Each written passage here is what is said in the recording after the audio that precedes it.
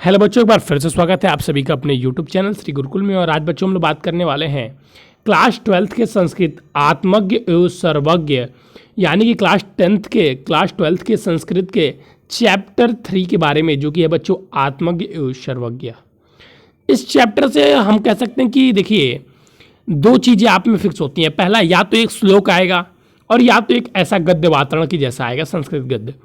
तो उसमें से इस चैप्टर से संस्कृत गद्य अधिकतर आता है, क्योंकि ये थोड़ा सा शब्दों का मेल यहाँ पर बनाना पड़ता है। तो इसको ध्यान से देखेंगे तो चीज़ें समझ में भी आएंगी और ये महत्वपूर्ण तो है ही। ठीक है बच्चों, ये संस्कृत का आपका चैप्टर 3 है और आपके सिलेबस में भी है, तो चिंता करने की कोई आवश्यकता नहीं है। चलिए अब ध्यान दीजिएगा। पहले मैं थोड़ा सा बता देता हूँ इस चैप्टर में क्या क्या चीज़ें हुई हैं। इस चैप्टर में एक ऋषि हैं जो गृहस्थ आश्रम को त्याग कर और मतलब सन्यासी बन जाते हैं। फिर वो आते हैं तो वहाँ से फिर उनसे लोग पूछते हैं, जो उनकी पत्नियाँ होती हैं, कि किस प्रकार उसको प्राप्त किया जाए अमरता को, तो वो उसका ज्ञान देते हैं। उसी पर ये पूरा चैप्टर आधारित है। ठीक है, चलिए। यज्ञ वल्योक मैत्रीय अमुचा मैत्रीय उद्याम अहम अस्त्याम स्थानान दिशम। यज्ञवल्लो, ऋषि यज्ञवल्लो कहते हैं, ऋषि यज्ञवल्लो ने अपनी पत्नी मैत्री से कहा। ऋषि यज्ञवल्यो ने अपनी पत्नी यज्ञ मैत्री से कहा। ऋषि यज्ञवल्क्य ने अपनी पत्नी मैत्री से कहा। देखिए अब पत्नी यहाँ पे हम मैत्री से ब्रैकेट में करके लिखेंगे, क्योंकि यहाँ पे पत्नी दिया नहीं हुआ है, लेकिन उनकी पत्नी है। ठीक है, तो ऋषि यज्ञवल्क्य ने अपनी पत्नी मैत्री से कहा। मैत्री उद्यायासनम अहम अस्ताम स्थानान दशमम। मैत्री, मैं इस स्थान से, इस स्थान का अर्थ है बच्चों, इस स्थान से यहाँ पे लेना है गृहस्थ आश्रम से। ठीक है, मैत्री, मैं इस स्थान से, इस स्थान का अर्थ है गृहस्थ आश्रम से, तो इस स्थान के ब्रैकेट में लिख लेंगे गृहस्थ आश्रम से ऊपर जाने वाला हूँ, यानी कि संन्यास, ऊपर के बाद ब्रैकेट में संन्यास आश्रम में जाने वाला हूँ। अब इसका पूरा मतलब समझिए यहाँ से यहाँ तक।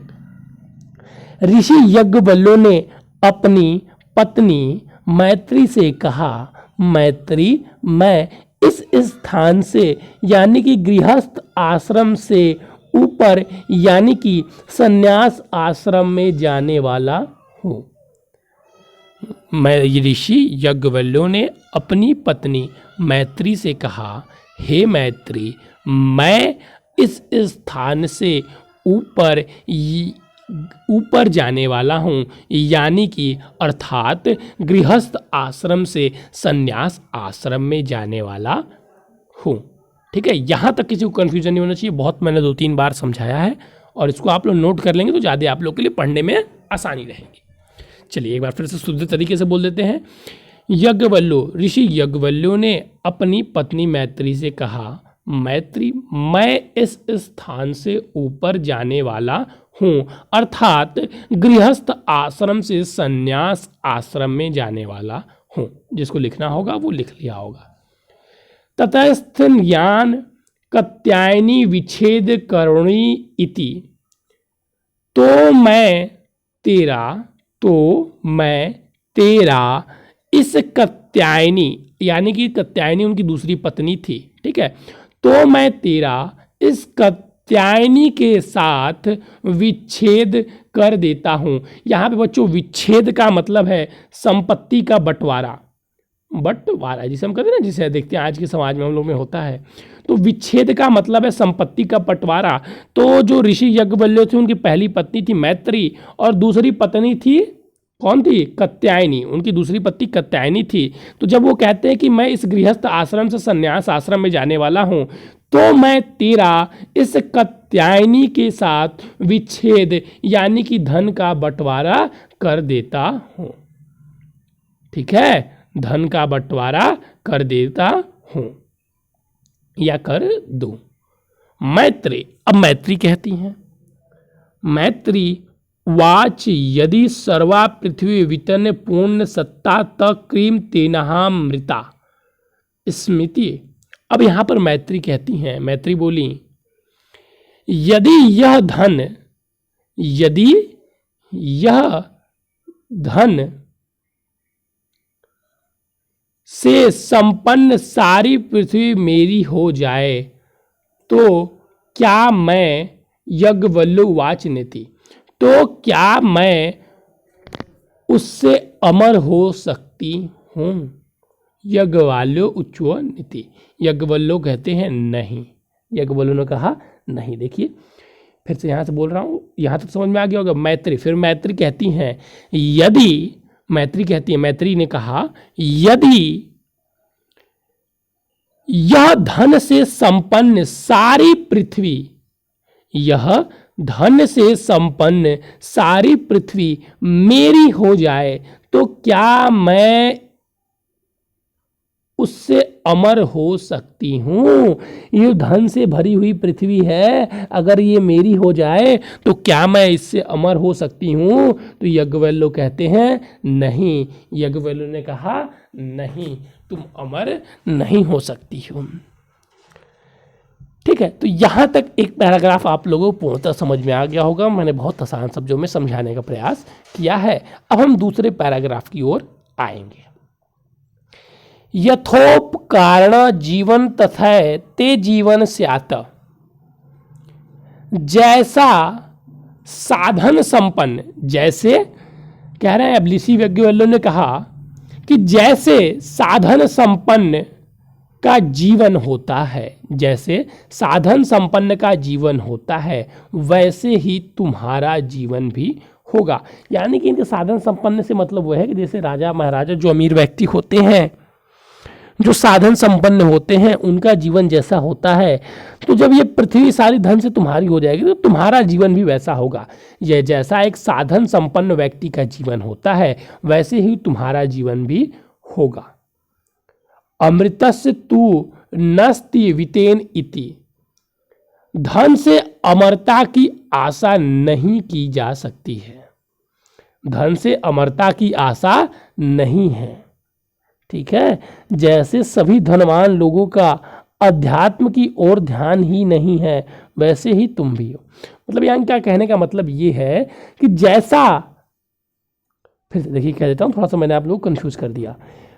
उन्होंने कहा कि क्या मैं अमर जाऊंगा, तो याज्ञवल्क्य कहते हैं नहीं। फिर वो आगे याज्ञवल्क्य कहते हैं कि जैसा एक साधन संपन्न का जीवन होता है वैसे ही तुम्हारा जीवन भी होगा।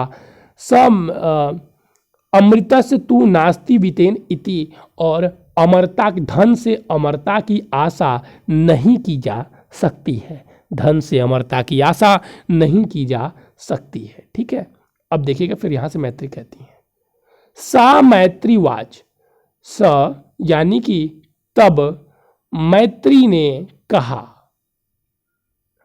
एनहा नमृता श्याम कियम तेन कुर्यम यदेव भगवान केलामृतम त्वा साधनम जननी तदेव में भ्रूमि। अब यहाँ पर मैत्री ने कहा जिससे मैं, यहाँ पे देखिए मैत्री क्या कहती हैं, जिससे मैं, नम्रता श्याम, जिससे मैं अमर न हो सकूं, जिससे मैं अमर न हो सकूं उसे लेकर मैं क्या करूंगी, जिससे मैं अमर या अमरता प्राप्त न कर सकूं उसे लेकर मैं क्या करूंगी, ये मैत्री कहती हैं। यदि भगवान जो कुछ अमरता का साधन जानते हो, अपने पति से कहती हैं कि भगवान आप जो कुछ अमरता का साधन जानते हो तदेव में भ्रूमि, वही मुझे बताएं। अगर आप कुछ अमरता का साधन जानते हो तो वही मुझे बताएं। ऐसा धन लेकर मैं क्या करूंगी जिससे कि मुझे अमरता की प्राप्ति ही नहीं होती है। याज्ञवल्क्यवाच प्रिय न सती तो प्रिय भवशी। याज्ञवल्क्य कहते हैं तुम मेरी प्रिय रही है और इस प्रिय बोल रही है, और इस समय भी प्रिय बोल रही है। तुम पहले भी मेरी प्रिय रही हो और इस समय भी प्रिय भाषा से यानी कि प्रिय बोल रही हो। प्रिय बोल रही हो। यही उपविश व्याख्यास अमृत साधनम। आ बैठ तुझसे अमृतत्व अमरता प्राप्ति के साधन की व्याख्या करूंगा। आ बैठ तुझसे अमरता के प्राप्ति की व्याख्या, अमरता प्राप्त के साधन की व्याख्या करूंगा।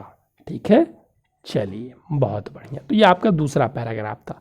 देखिए, अगर आप लोग इसको समझने का प्रयास कर रहे होंगे तो बहुत अच्छे से समझ में आ रहा होगा, और जो बच्चे सिर्फ बोलता जाता हूँ मैं लिखते जाते हैं तो वहाँ पे आपको थोड़ा सा दिक्कत हो सकता है। एक काम किया कीजिए, पहले समझ लिया कीजिए, फिर दोबारा लिखा कीजिए। तो उससे क्या होगा कि एक तो पहले रिवीजन हो गया आपका पढ़ने का, और दूसरा लिखते टाइम भी रिवीजन हो गया और दिमाग में पूरी तरीके से सेटल हो जाता है। यज्ञवल्क्योक उवाच न वा अरे मैत्री। यज्ञवल्क्य ने कहा, यज्ञवल्क्य बोले, अरे मैत्री, पितु कामना पति प्रिय भवते। अरे मैत्री, पति की इच्छा पूर्ति के लिए, पति की इच्छा पूर्ति के लिए पति प्रिय नहीं होता। पति की इच्छा पूर्ति के लिए पति प्रिय नहीं होता। आत्मस्य काम प्रति प्रिय भवति। अपनी ही इच्छा पूर्ति के लिए पति प्रिय होता है। यज्ञवल्क्य बोले, अरे मैत्री, पति की इच्छा पूर्ति के लिए नारी को पति प्रिय नहीं होता। पति की इच्छा पूर्ति के लिए नारी को पति प्रिय नहीं होता, अपनी इच्छा पूर्ति के लिए पति प्रिय होता है, यानी कि अपना स्वार्थ सिद्ध करना। न अवरे मैत्री, जयजा कमना जया प्रिय भवती। और न ही मैत्री, न ही रे मैत्री, पत्नी की इच्छा पूर्ति के लिए पत्नी प्रिय होती है, और न ही पत्नी की इच्छा पूर्ति के लिए पति को पत्नी प्रिय होती है। अपनी इच्छा पूर्ति के लिए ही आत्मस कमा जाए प्रिय भवती। अपनी इच्छा पूर्ति के लिए ही पत्नी प्रिय होती है। न ही रे मित्री, न ही रे मैत्री, पुत्र या धन की कामना से पुत्र या धन प्रिय होता है। अपनी ही कामना के लिए सब प्रिय होते हैं।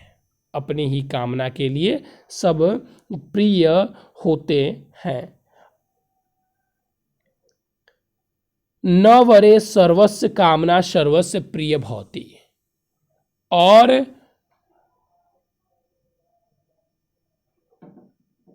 कह सकते हैं कि अपनी ही कामना के लिए सब प्रिय होते हैं। तो मैंने बताया कामना सर्व प्रिय भवति, अपनी ही कामना के लिए सब प्रिय होते हैं। देखिए यहाँ पे फिर से एक बार मैं पढ़ता हूँ। यज्ञवल्क्य कहते हैं, यज्ञवल्क्य ने कहा, न अरे मित्री, पति की इच्छा पूर्ति के लिए पति प्रिय होता है, अपनी ही इच्छा पूर्ति के लिए पति प्रिय होता है। न ही मैत्री, पत्नी की इच्छा के लिए इच्छा पूर्ति के लिए पत्नी प्रिय होती है, अपनी इच्छा पूर्ति के लिए ही पति को यानी कि पुरुष को पत्नी प्रिय होती है। न ही रे मित्री, धन की इच्छा कामना और धन और या पुत्र की कामना के लिए धन या पुत्र प्रिय होते हैं, अपनी ही कामना के लिए धन या पुत्र प्रिय होते हैं।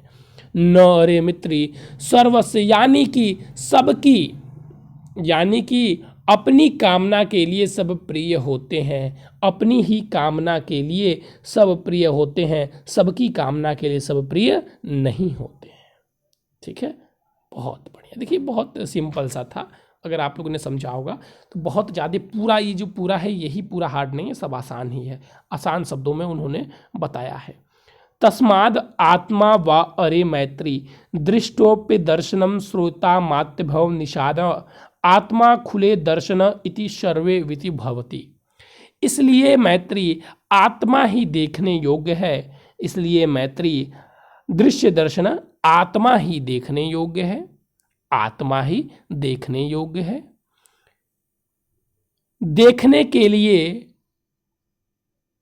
यानी कि जो अर्थात देखना हो तो उसे ही देखिए, सुनने योग्य है, मनन करने योग्य है और ध्यान करने योग्य है, और ध्यान करने योग्य है, और निश्चय ही आत्मदर्शन से सबका ज्ञान होता है, यानी कि जो अमरता की प्राप्ति होती है वह मतलब आत्मदर्शन से सबका ज्ञान होता है। इसलिए मैत्री आत्मा ही देखने योग्य है, सुनने योग्य है, मनन करने योग्य है, ध्यान करने योग्य है। निश्चय ही आत्मा के दर्शन से सब ज्ञान प्राप्त होता है। ठीक है, सब ज्ञान प्राप्त होता है। चलिए देखिए, ये आपका यहीं पे पाठ समाप्त होता है, लेकिन एक बार मैं फिर से इसका आप लोगों के सामने समर्थ हिंदी में पूरा जो चीज़ें भी हम लोगों ने पढ़ी ध्यान से सुनेंगे तो एक बार पूरा फिर से रिवाइज हो जाएगा। देखिए, याज्ञवल्क्य ऋषि अपनी पहली पत्नी मैत्री से कहते हैं कि मैत्री, मैं इस स्थान को छोड़कर मैं इस स्थान से ऊपर जाने वाला हूँ, अर्थात मैं गृहस्थ आश्रम से संन्यास आश्रम की ओर जाने वाला हूँ। तो मैं तेरा, अपनी दूसरी पत्नी उनकी जो होती है, तो मैं तेरा कात्यायनी के साथ विच्छेद यानी कि धन का बंटवारा कर देता हूँ। तब मैत्री कहती हैं, क्या यह धन से परिपूर्ण पृथ्वी अगर मेरी हो जाए तो क्या मैं अमरता को प्राप्त कर लूँगी? याज्ञवल्क्य कहते हैं, नहीं। जैसा किसी साधन संपन्न व्यक्ति का जीवन होता है वैसा ही तेरा जीवन हो जाएगा। धन से अमरता का कोई भी आशय नहीं है, धन से अमरता का कोई भी आशन नहीं है। तब मैत्री कहती हैं कि ऐसे धन को लेकर मैं क्या करूंगी जिससे मैं अमरता को ही प्राप्त नहीं कर सकती। हे देव, हे भगवान, यदि कोई आपके पास ऐसा ज्ञान हो, मार्ग हो जिससे अमरता को प्राप्त किया जा सकता हो तो वो मुझे बताएं। तब याज्ञवल्क्य कहते हैं, हे मैत्री, तुम मेरी प्रिय प्रथम से ही प्रिय रही हो और इस समय भी प्रिय वचन बोल रही हो। आओ बैठो, मैं तुम्हें अमरता का ज्ञान देता हूँ, अमरता प्राप्त करने का साधन बताता हूँ। तब याज्ञवल्क्य कहते हैं, न रे मैत्री, पति की इच्छा पूर्ति के लिए पति प्रिय होता है, बल्कि अपनी ही इच्छा पूर्ति के लिए नारी को पति प्रिय होता है। ठीक न रे मैत्री, पत्नी की इच्छा पूर्ति के लिए पत्नी प्रिय होती है, बल्कि अपनी ही इच्छा पूर्ति के लिए पुरुष को पत्नी प्रिय होती है। न रे मैत्री, धन या पुत्र की कामना के लिए धन या पुत्र प्रिय होते हैं, बल्कि अपनी ही कामना के लिए धन या पुत्र प्रिय होते हैं। न रे मैत्री, सबकी कामना के लिए सर्व प्रिय होते हैं, बल्कि अपनी ही कामना के लिए सर्व प्रिय होते हैं। हे मैत्री, इसीलिए मैत्री आत्मा ही देखने योग्य है, सुनने योग्य है, मनन करने योग्य है और ध्यान करने योग्य है। निश्चय ही आत्मा के आत्मदर्शन से सबका ज्ञान होता है। ठीक है बच्चों, तो ये आपका पूरा पाठ था जिसको मैंने आप लोगों को कहानी की तरह एक बार पूरा समझाने का प्रयास किया। चलिए बच्चों, आज के लिए बस इतना ही। Thank you, have a nice day. लेकिन अगर आप इस चैनल पर पहली बार जुड़े हैं तो मैं बता देना चाहूँगा कि हमारे इस चैनल पर क्लास 10th और 12th की हिंदी और हिंदी मीडियम की तैयारी बिल्कुल फ्री में कराई जाती है। अगर आप भी करना चाहते हैं तो सबसे पहले आपको चैनल को सब्सक्राइब करना होगा और डिस्क्रिप्शन में दिए गए उस व्हाट्सअप नंबर 9532060199 पर भी जुड़ जाइएगा। ठीक है बच्चों? ठीक है सर। तो चलिए बच्चों, आज के लिए बस इतना ही। Thank you, have a nice day. फिर मिलेंगे नए और इम्पोर्टेंट टॉपिक के साथ।